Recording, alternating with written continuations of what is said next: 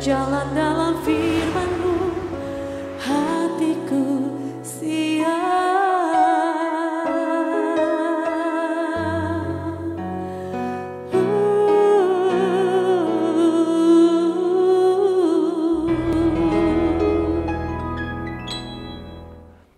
Salam, Lover yang dikasihi oleh Tuhan Yesus, senang berjumpa kembali dalam program Rise and God malam hari ini bersama Diaspora TV. Setelah melewati berbagai kesibukan sepanjang hari ini, mungkin ada situasi tertentu yang membuat jiwa saudara menjadi letih lesu dan berbeban berat. Apapun situasi yang sedang saudara alami, jangan pernah menyerah, sebab Tuhan mengundang kita semua untuk mengalami kelegaan. Tuhan Yesus berkata, "Marilah kepadaku semua yang letih lesu dan berbeban berat, aku akan memberi kelegaan kepadamu." Mari kita responi undangan Tuhan ini, kita datang kepadanya di dalam doa. Bapa di surga, kami datang kepadamu dengan iman kami bahwa firman-Mu ya dan amin. Semua pergumulan kami bawa kepadamu, kami sangat percaya sekali Bapa bahwa Engkau akan memberi kami kelegaan. Hati kami menjadi tenang, hati kami menjadi kuat. Tuhan memberi kami hikmat, memberi kami jalan keluar. Bahkan kuasa-Mu akan menopang kami untuk mengalahkan setiap permasalahan yang sedang kami alami. Sesuatu yang besar terjadi karena Engkau yang memberkati kami. Bapa, sebelum kami beristirahat, kami rindu mendengar firman Tuhan. Mari Engkau berbicara lewat hamba-Mu. Secara pribadi Tuhan bicara kepada kami semua dalam nama Tuhan Yesus. Amin. Berkat materi, pernikahan, keturunan atau anak cucu, jabatan, dalam pekerjaan, apapun, kekuasaan karena jabatan tersebut, dan yang lain-lain, kita harus menyadari itu adalah anugerah Allah yang dipercayakan kepada kita sebagai manusia. Tetapi sayangnya ada begitu banyak orang yang tidak bisa mempertanggungjawabkan kepercayaan Tuhan ini.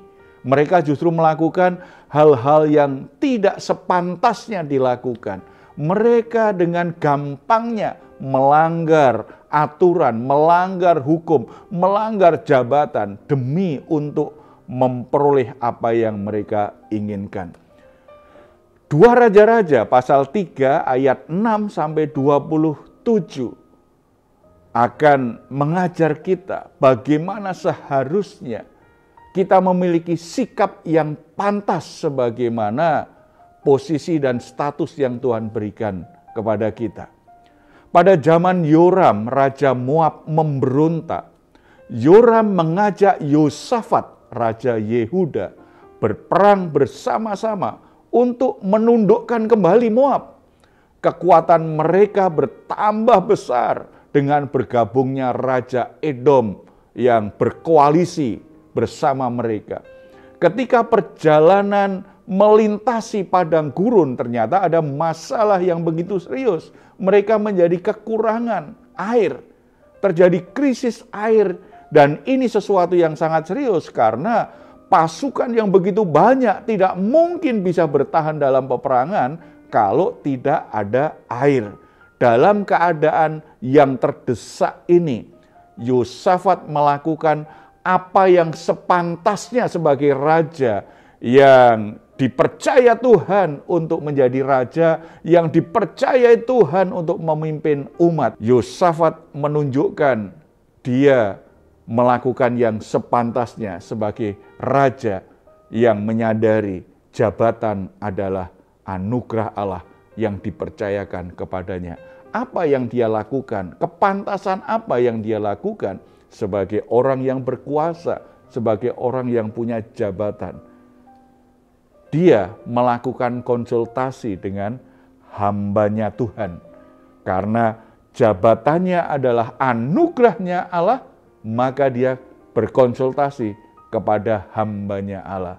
Kepada hamba Tuhan, dia berkonsultasi untuk menemukan solusi dari Tuhan. Ayat 11 dan 12, Tetapi bertanyalah Yosafat, tidak adakah di sini seorang nabi Tuhan, supaya dengan perantaraannya kita meminta petunjuk Tuhan? Lalu salah seorang pegawai Raja Israel menjawab, katanya, di sini ada Elisa bin Shafat yang dahulu melayani Elia. Berkatalah Yosafat, memang padanya ada firman Tuhan. Sesudah itu pergilah Raja Israel dan Yosafat dan Raja Edom kepada Elisa. Ketika mengalami krisis air tersebut, Yosafat mengusulkan kepada teman-teman koalisinya untuk mencari hamba Tuhan. Yang dicari pertama bukan ahli air, yang dicari pertama bukan konsultan air, tetapi yang dicari pertama adalah hambanya Tuhan.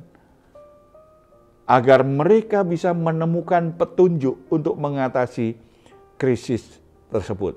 Ketika dia mengusulkan cari hamba Tuhan, cari nabinya Tuhan, kemudian disebutlah nama Nabi Elisa. Yosafat sangat yakin bahwa Elisa adalah nabi yang benar yang akan menyampaikan petunjuk Tuhan dengan jujur. Dia menyebutnya Elisa ini ada firman Tuhan. Dalam hidup Elisa ini ada firman Tuhan.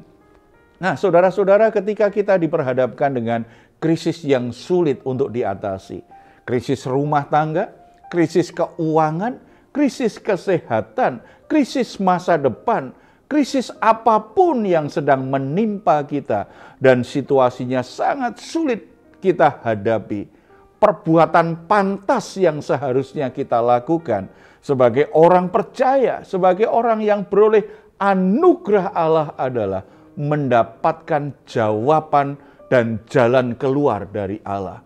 Caranya gimana? Tentu saja di dalam doa. Tetapi hal yang lazim kita lakukan adalah berkonsultasi kepada hamba Tuhan yang tulus, yang jujur, dan istilah yang dipakai Yosafat, ada padanya firman Allah. Yang kita butuhkan adalah solusi Tuhan berupa firman Tuhan yang memberi kita hikmat, petunjuk, dan arah untuk menemukan jalan keluar menghadapi krisis yang sedang terjadi. Kalau ingin mengetahui petunjuk Tuhan, maka tempat konsultasi tentunya hambanya Tuhan. Kalau kita ingin mendapatkan jawaban yang sejalan dengan kebenarannya Tuhan, kehendaknya Tuhan, ketetapan Tuhan, tentunya orang yang memiliki pemahaman Alkitab yang baik, wawasan rohani yang baik, firman Tuhan yang baik, dewasa rohani, hubungannya dengan Tuhan baik. Lewat orang-orang yang seperti ini, Tuhan akan menolong kita untuk bisa menemukan jalan keluar, mengatasi krisis yang sedang terjadi. Melalui hamba-hambanya ini, kita akan menemukan hikmat Tuhan yang benar-benar bisa dipercaya karena mereka orang-orang yang di dalam hidupnya ada firman Tuhan. Yang kedua, melakukan firman Tuhan yang sudah disampaikan hambanya. Kalau kita baca ayat 13-20, itu perintahnya itu sebenarnya sangat unik, bahkan di luar dari kebiasaan. Elisa menyampaikan firman Tuhan tentang cara Tuhan menyediakan air bagi mereka. Bahkan Tuhan berjanji akan memberikan kepada mereka kemenangan atas Moab. Tugas mereka ringan sekali. Walaupun kelihatannya ini aneh untuk menyelesaikan krisis air itu. Mereka diperintahkan untuk membuat parit dan Tuhan akan memberikan air mengaliri parit tersebut. Kan sesuatu yang aneh. Ketika lingkungan sekitarnya air hanya sedikit, suruh buat parit yang begitu panjang dan besar, dan dikatakan Tuhan akan mengaliri. Dari mana air itu? Disitulah iman bekerja. Ketika mereka melakukan apa yang diperintahkan Tuhan ini, ketika mereka sedang mempersembahkan korban, persembahan kepada Tuhan, tiba-tiba datanglah air memenuhi parit-parit tersebut. Ini bisa kita baca di ayat yang 20. Keesokan harinya ketika orang mempersembahkan korban, datanglah dengan tiba-tiba air dari arah Edom, lalu penuhlah negeri itu dengan air. Ini luar biasa, pertolongan Tuhan itu di luar logika manusia. Pertolongan Tuhan itu di luar kemampuan manusia untuk memprediksinya. Disitulah bekerjanya iman, disitulah kuasa Tuhan bekerja seiring dengan ketaatan umat Allah saat itu. Tuhan memiliki cara yang seringkali kita anggap tidak masuk akal. Tuhan menyuruh mereka membuat parit-parit, padahal mereka kan sedang krisis air waktu itu. Demikian juga seringkali Tuhan menyuruh kita menyiapkan tempat untuk menampung berkat sebelum berkat diberikan. Tuhan perintahkan kita lakukan sesuatu yang kelihatannya tidak masuk akal, di luar kesanggupan kita, atau di luar nalar kita. Tetapi ketika Tuhan berbicara, ketika Tuhan memberi perintah, dan itu kuat di hati kita, tidak ada cara lain untuk keluar dari krisis.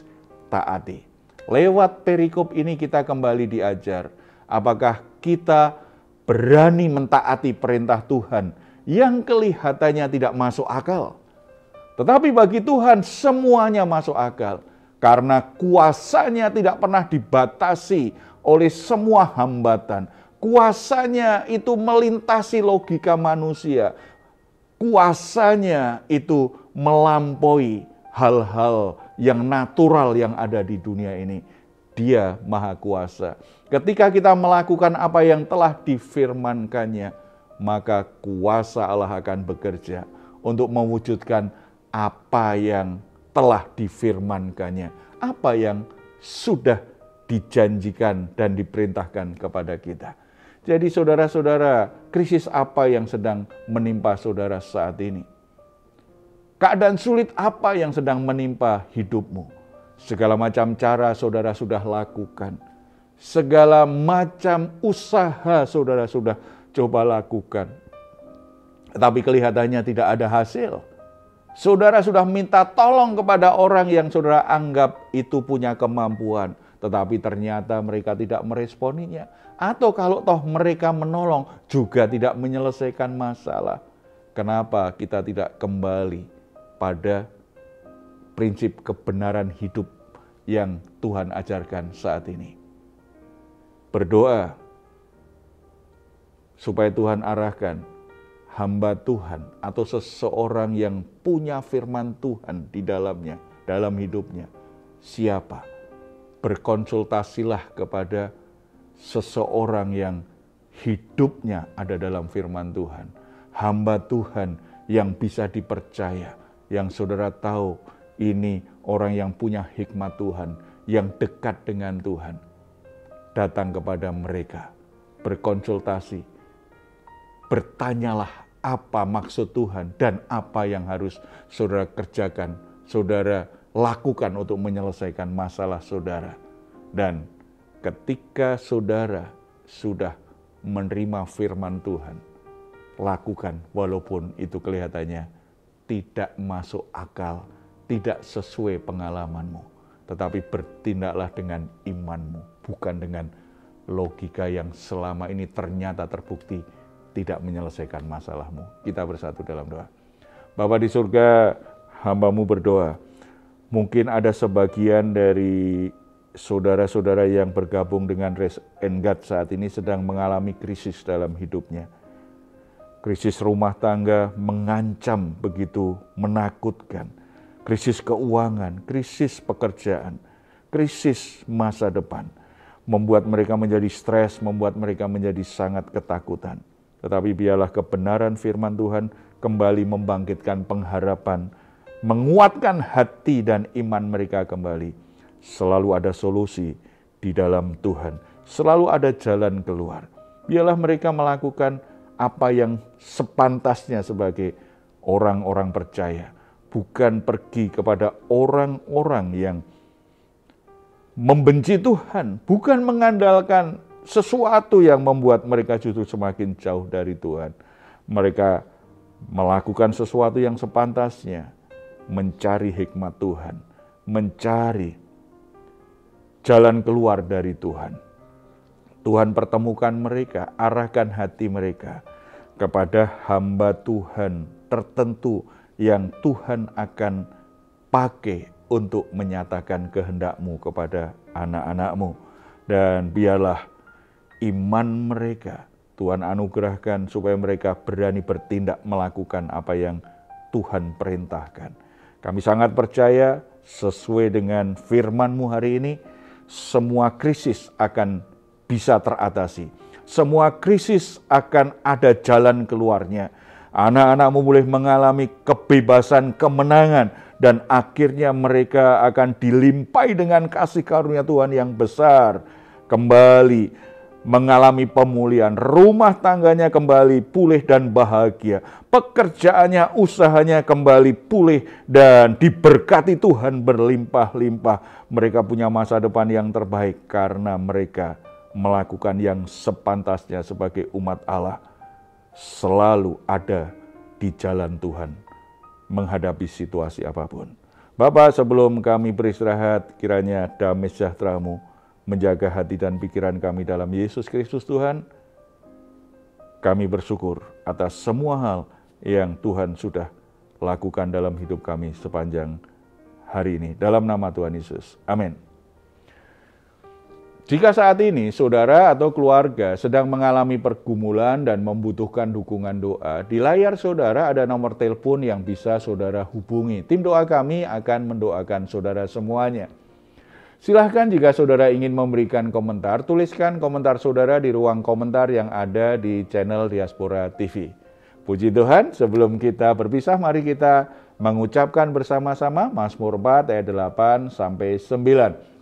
Engkau telah memberikan sukacita kepadaku lebih banyak daripada mereka ketika mereka kelimpahan gandum dan anggur. Dengan tentram aku mau membarengkan diri lalu segera tidur, sebab hanya Engkaulah ya Tuhan yang membiarkan aku diam dengan aman. Puji Tuhan, selamat beristirahat. Doa saya senantiasa untuk saudara semua. Setiap hari saudara sungguh-sungguh mengalami rest and God. Tuhan Yesus memberkati kita semuanya. Salam. Hatiku siap.